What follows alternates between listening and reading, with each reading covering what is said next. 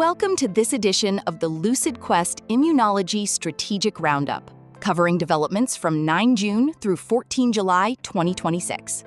The defining story of this reporting period was the expansion of established immunology therapies into younger populations, simpler dosing schedules, additional diseases, and new markets.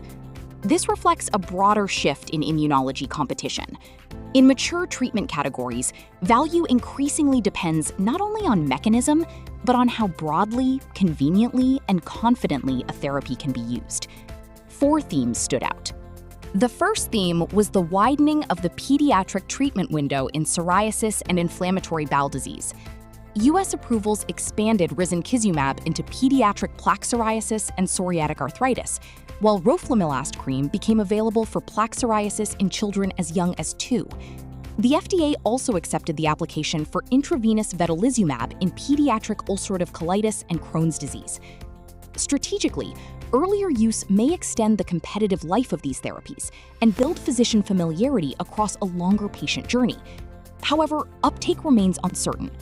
Payer sequencing, cautious prescribing, and reliance on extrapolation or smaller pediatric evidence packages may limit adoption until real-world experience strengthens confidence. A second major theme was lower treatment burden as a source of differentiation. Lebrikizumab's every 8-week maintenance schedule may reduce injections to approximately 6 per year for eligible patients who achieve control. In psoriasis, once-daily steroid-free roflumilast addresses practical challenges associated with long-term topical treatment, particularly in children and on sensitive body areas.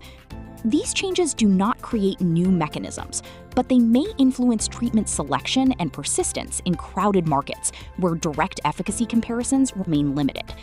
The uncertainty is whether convenience will materially change behavior.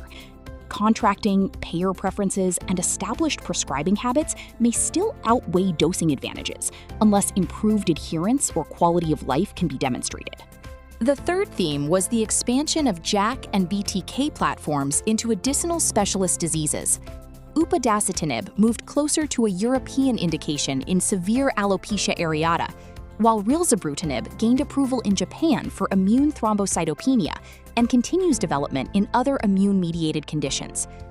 Broader indications may improve portfolio durability and create development and commercial leverage across multiple specialties. But regulatory breadth alone will not establish preferred positioning. Class safety perceptions, existing treatment options, and disease-specific prescribing patterns remain important constraints. The final theme involved focused evidence design and coordinated global regulatory sequencing. Modeling, extrapolation, extension studies, and targeted safety programs supported several of the period's label expansions.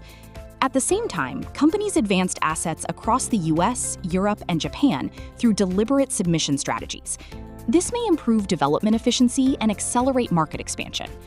The key uncertainty is whether payers and clinicians will place the same confidence in these streamlined evidence packages as regulators. Post-approval studies, registries, and real-world outcomes will therefore remain important.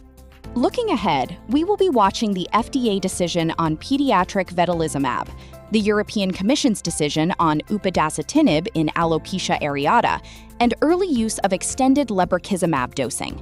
We will also monitor payer sequencing in pediatric psoriasis and further rilzabrutinib data across rare immune-mediated diseases. The key takeaway is that life cycle expansion is becoming a central competitive capability in immunology. Broader labels and simpler treatment may increase asset value, but access, physician confidence, and real-world persistence will determine whether those gains meaningfully change market position. Thank you for joining this edition of the Lucid Quest Strategic Roundup. For more healthcare market intelligence and strategic analysis, visit www.lqventures.com.